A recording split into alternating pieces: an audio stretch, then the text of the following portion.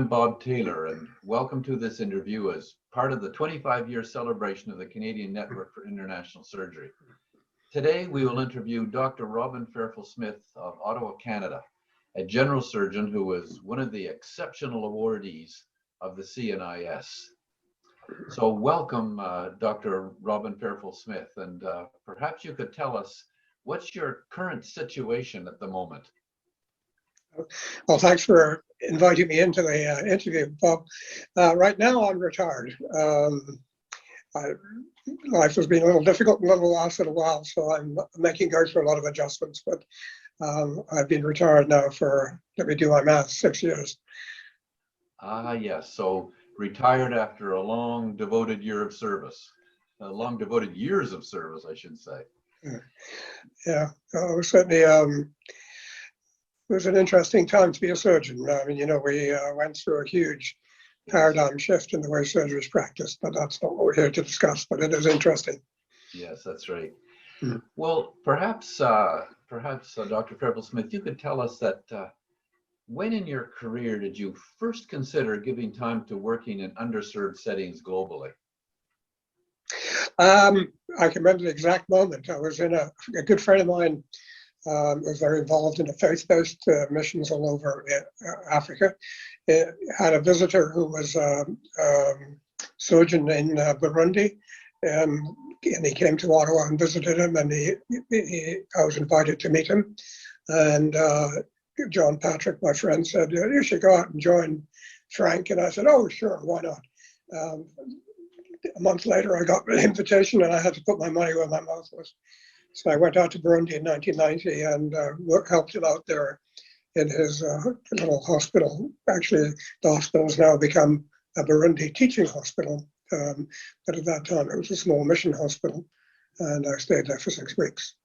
And it was also the beginning of my interest in surgical education. I helped to shepherd 7 University of Ottawa medical students who came out while I was there. And I helped to look after and help to educate them, and, or I should say, we educated each other. Well, that's very interesting. So that was in around 1990, and what prompted you to give that time was, in fact, a colleague from Africa. Yes, that's right. Yeah. So that was your first global experience. And what did it involve? You mentioned that you were actually teaching some of the time. What else did it involve, that first experience you had? Excuse me, it was very much clinical based. He ran a small hospital. I guess, and really, I keep saying small, but really it wasn't that small. He was the only physician there. So what I did was I helped to relieve him of some of the clinical load. So I would take call at night and do the C-sections, and during the day do a lot of his operating lists, and that allowed him to do other things which he was falling behind with. And that went on pretty much for 6 weeks. The medical students that came out were relatively junior, so I did teach them, but it was at a very basic level, and I wanted to make sure that they, you know, like me, I was getting exposed to something new, but I tried to involve them in the process of getting them exposed in a sort of safe way, because it's a huge leap for somebody coming from Canada Medical School to small mission hospital. Well, having said that, how would you say that experience changed your understanding of the real needs and potentials of underserved settings globally? Well, it certainly was an eye-opener, but I have to say my eyes were, I mean, I'm flattering myself maybe a little bit here, but my eyes were a little bit more open perhaps than other people, because I lived for the first 16 years in Uganda, and my father was a district medical officer. So, and I used to go out to do the dispensary runs with my father, and I even used to peer over his shoulder during operations. So when I was exposed to the culture and to the hospital and medical facilities, it wasn't perhaps a shock to me that it might be for somebody that had never been in that environment before. And I was, you know, my exposure was in the 1950s. So it was fairly basic, even though it was a colonial run system that my father was working in, it was still pretty basic. Yeah. So in a sense, perhaps you were a bit more prepared for that first experience than other people might have been coming from Ottawa, Canada. I think, I mean, I wasn't consciously aware of that, but I did, and when I came back, I did realize it. And when I was talking to to the students in particular, I did realize that, my experience was different from theirs, not just because I was older, but because of my previous experience. Mm-hmm. Yeah. So that was your first experience. What has been your involvement globally since that time? Well, the next 15 years, nothing much, because I then got, it was at the beginning of the time I got very involved, and I became the director of surgical education for the University of Ottawa, program director in general surgery. I was helping to build a liver pancreas surgery unit at the Ottawa University of Ottawa, so I was pretty tied up. But 2005, I felt there was a sort of stirring. It's one of these things that you can't put a finger on and say, this objective reason is why I want to continue. That I sort of felt something welling up in me that made me want to get involved again. And after that led to me being involved with, initially with Canada Africa Community Health Alliance, which does sort of mission-based work, sending out a group of people to a hospital with which they've developed a relationship, doing 2 or 3 weeks of clinical work, and a little bit of teaching, and going back every twice a year. Almost simultaneously, I became aware of CNIS, and I met Ron at a meeting and offered, very similar to my first experience in Burundi, offered help, and shortly afterwards a phone call came, and again I had to put my money where my mouth was, and that took off. And then through you, actually, I became involved in the development of a surgical diploma program in Guyana, which actually was a very rewarding experience. So that was my subsequent experience, and that all started pretty much. Each of those 3 tracks started almost simultaneously, 2005, 2006. As you reflect back, do you think that you have had to make any sacrifices, either career-wise or economic-wise or family-wise, in order to be involved in volunteer work globally? I was not aware of making any sacrifice at the time. I'm a surgeon. I'm well paid in Ontario, despite what others may think. But I also worked with 2 other surgeons who were also, at least intellectually, very committed to international work.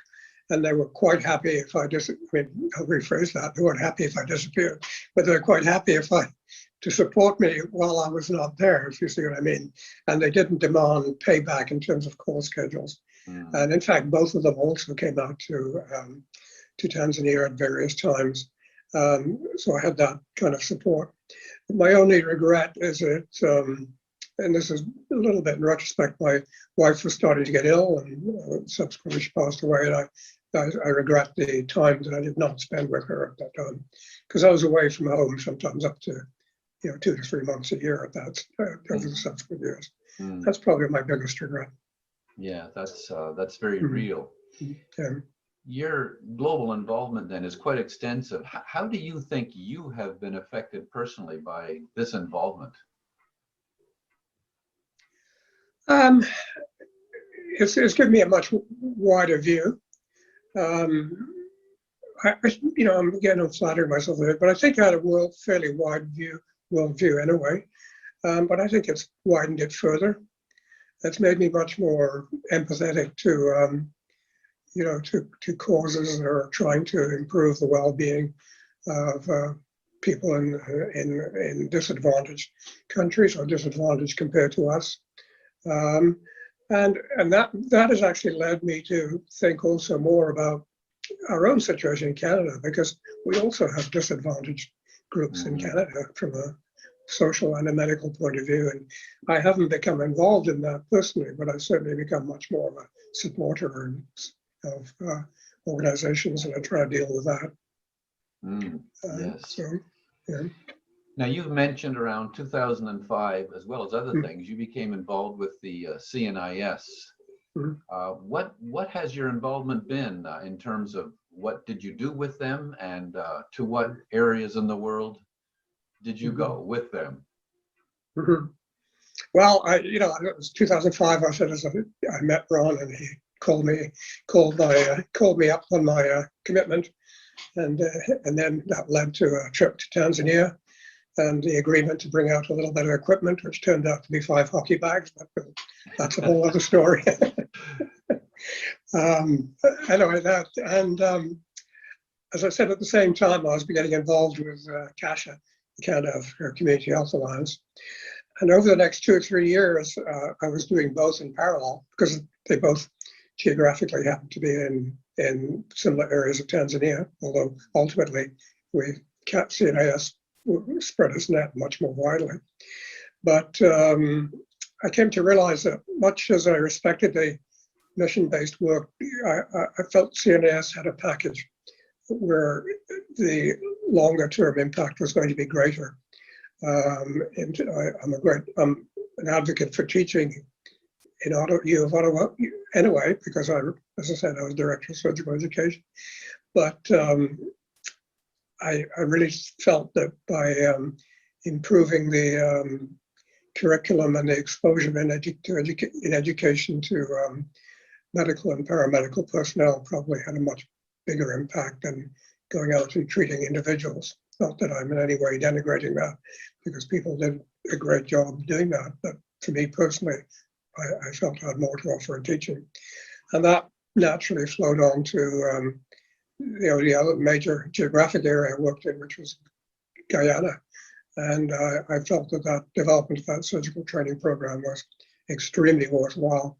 And it was very rewarding to work with the trainees in that program. And, they gave me a lot of very positive feedback in terms of what they were getting.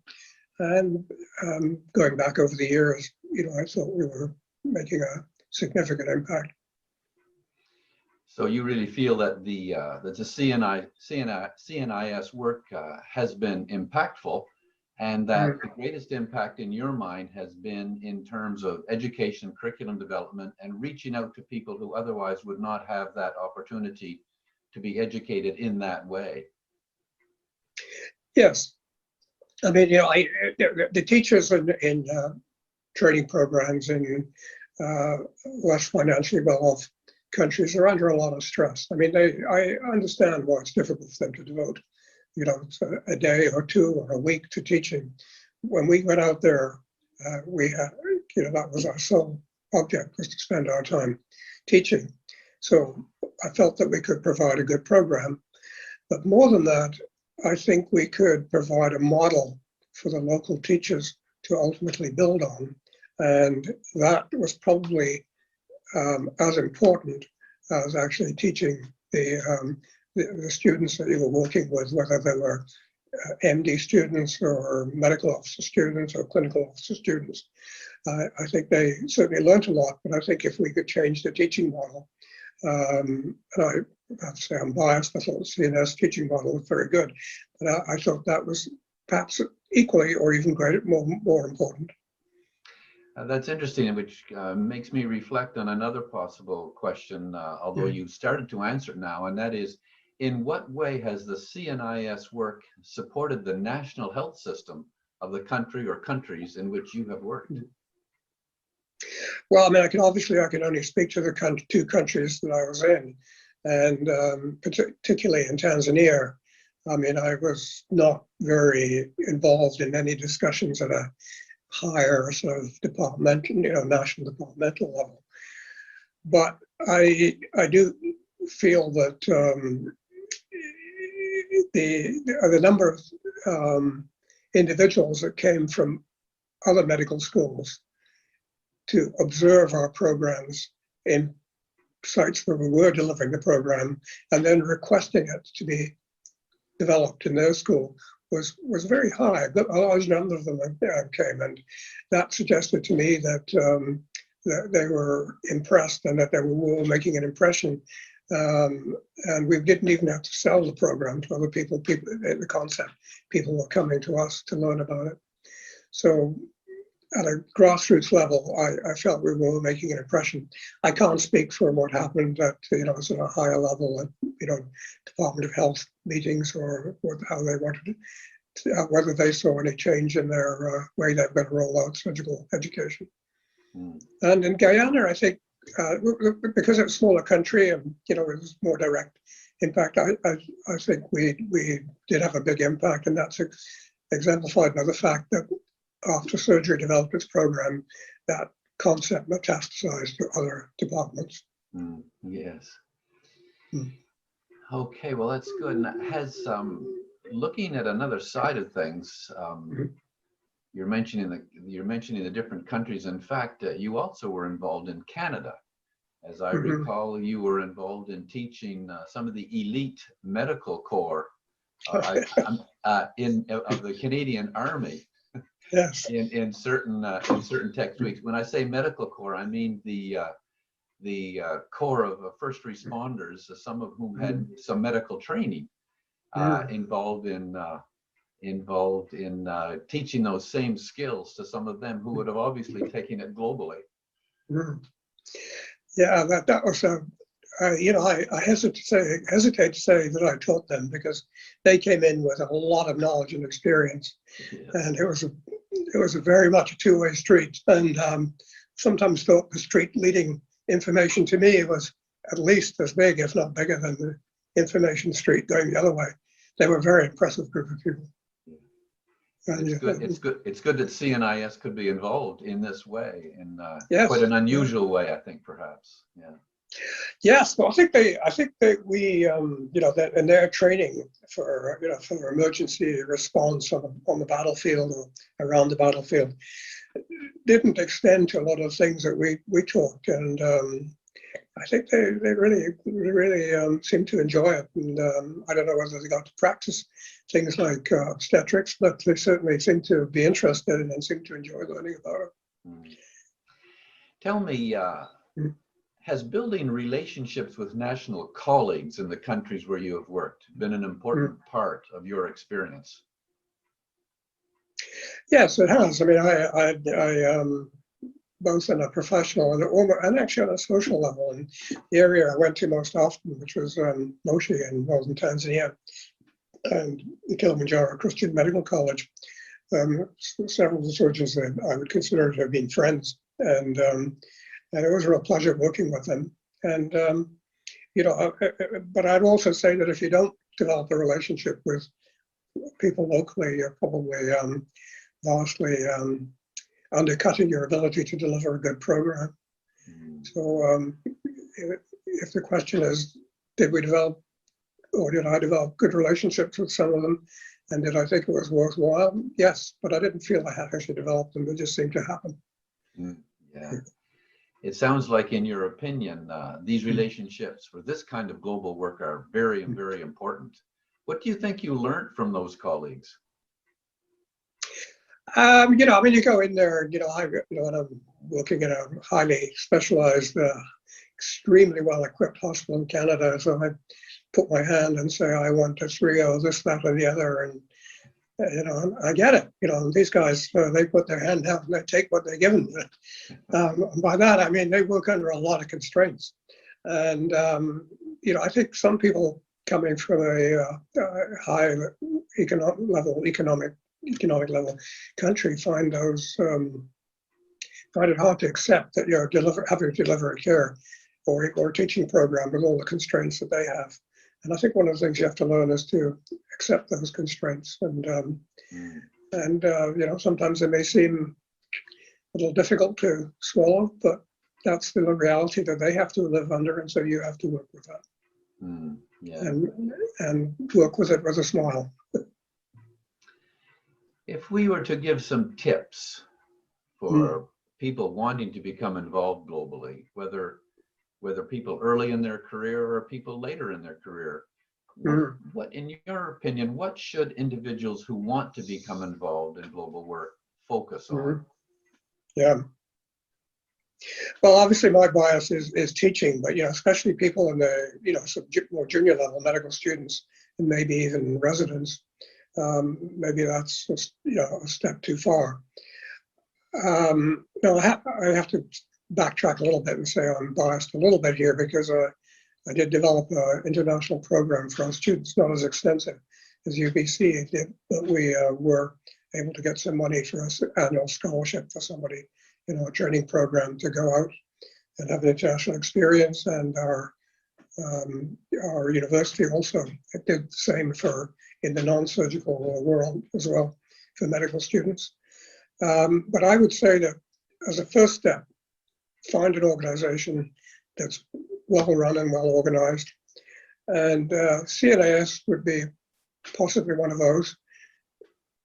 Go out with one of their missions or teaching programs, and it's a bit cliche, but I'm going to say go with your eyes and your ears wide open and your mouth shut, and learn what the organization does and learn about what the local needs are, and then from there you can expand or refine your goals to what you want to actually do. I'm a little bit cautious about advising doing what I did for the first trip, which would be go to a small mission hospital without any preparation. I think that, especially for a medical student, you can be put in some pretty difficult situations, actually, surgical resident as well. That's why I would recommend going with an organization that has experience and structure. Yes. Now, here's a question that perhaps you may or may not have some opinions on, but nowadays, particularly in Canada, government funding is a little less reliable than perhaps it was in the past for humanitarian organizations. And do you have any ideas about how the CNIS can continue its work as it faces the reduction of government funding, for example? Yeah. Well, no, I don't have a good answer to that. But on an individual basis, I think a lot of established clinicians, physicians, could probably for one or two missions swing it on the, swing going and supporting an organization on their own dime, so to speak. But that's not an answer to how an answer to how you fund an organization. There's much more than just an individual going out and paying their way out. And that's where it gets difficult, and that's where I have to say I do not have a good answer for that. No. And I'm sure it will take a lot of discussion and thought in dealing with that, but certainly the input from each person who volunteers is unquestionably very important to any organization. That's true. Yeah. To close off, Robin, do you have any other thoughts that you'd like to share with the viewers of this interview in terms of the work of the CNIS, in terms of your own involvement, and in terms of other people getting involved? Yeah. Nothing very profound. I mean, when I was program director, I strongly believe that every student, every resident should have an experience in either overseas in a low-income country or in some underserviced area of Canada. And it's not something people are going to take from that experience and make it their life work, but it's an experience that will change their worldview. CNIS, I think, can provide that, and several other organizations can. CNIS is perhaps a little bit more restrictive in the sense that you have skills to do teaching or something like that. But there are a number of organizations you can go with, and I really believe that everybody should have the opportunity to have their eyes opened a little bit, because we do live in a very privileged society here in Canada. We do indeed. Yeah. Well, thank you very much, Dr. Robin Fairfull Smith, as you've reflected back on your career and reflected back on your involvement with CNIS. And I do trust that anyone watching this will have gleaned from what Dr. Fairfull Smith has said, and I do thank you for watching, and I thank you, Dr. Fairfull Smith, for taking the time to be with us at this time. So, thanks very much. Dr. So Taylor, for that.